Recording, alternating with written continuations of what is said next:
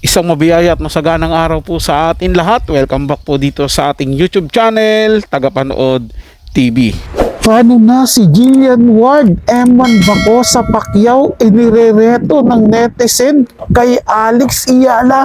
Yan po yung ating bibigyan ng komento, reaction, opinion sa araw na ito.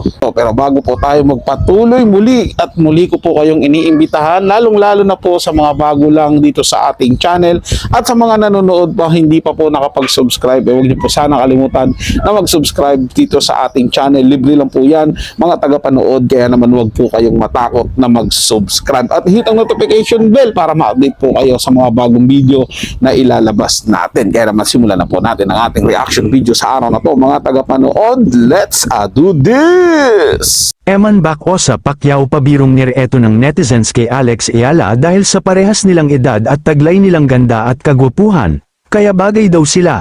Alamin natin ang buong detalye. Malaking usap-usapan ngayon sa iba't ibang social media platforms ang ugnayan sa pagitan ng dalawang kilalang batang atleta ng bansa.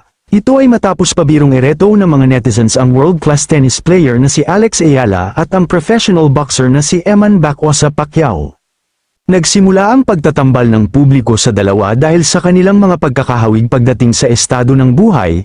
Pareho silang kinikilala dahil sa kanilang angking talento sa larangan ng palakasan. Si Alex Ayala ay kasalukuyang gumagawa ng kasaysayan para sa bansa matapos makapasok sa top 20 ng WTA Tour Singles ranking.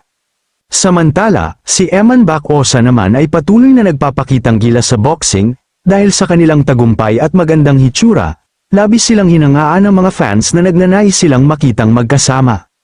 Bukod sa talento, kapansin-pansin din na magkalapit ang kanilang edad kung saan si Eman ay kasalukuyang 22 taong gulang at si Alex naman ay 21. Lalo pang umingay ang usapan nang magpahayag ang pambansang kamao na si Manny Pacquiao ng kanyang personal na paghanga at suporta sa karera ni Alex Ayala sa tennis. Ang simpleng pagkilalang ito ay binigyan ng ibang kahulugan ng mga netizens na tila ba isang pagpapahiwatig ng pagsang-ayon kung sakali mang magkalapit ang dalawang atleta.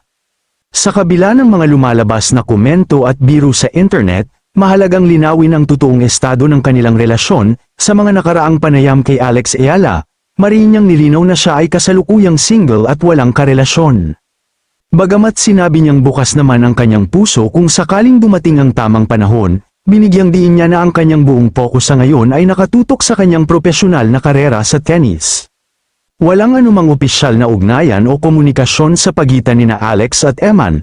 Ang buong isyu ay nananatiling isang malikhaing pag-uugnay lamang ng kanilang mga tagahanga sa internet. Sa huli, kapwa-abala ang dalawang kabataang ito sa pagpaparangal sa watawat ng Pilipinas sa kani-kanilang larangan, at sana patuloy natin suportahan ang dalawa, lalo na kay Alex Ayala na nagbibigay ng karangalan sa bansa ngayon at gumagawa ng sariling pangalan sa mundo ng tennis. Ba naman talaga, no? Mga netizen pala, mga tagahanga nila, yung mga nagtatambal dito kay Eman at kay Alex Ayala. Sa bagay, mga tagapanood, para sa akin din sa sarili kong pananaw, bagay din naman sila. Para silang may pagka-moreno. Kaya nga lang, mas, sa akin, mas bet ko si Jillian Ward para kay Eman. Yun din sa ko kasi, unang-una naging crush ni Eman si Jillian Ward Pero kung iisipin natin, kasi si Jillian kasi napakahirap, sabi nga, napakahirap abutin dahil marami nang nakabakod yan simula pa noon dahil nasa showbiz nga siya, hindi lang mga artista, pati mga politiko, talagang nakatuon ng tingin kay Jillian Ward dahil nga sa angking kagandahan at kaseksihan ng batang yan. Gayun pa man, malaki yung tsansa ni Eman doon kay Jillian. Kaso nga lang, dahil sa mga pressure na nangyayari sa maraming matang nakatingin sa kanila, mabilis din na sinisira sila, baka nga dumating yung punto na hindi makayanan ni Eman, umatras na lang din siya doon sa laban para masungkit yung puso ni Jillian Ward.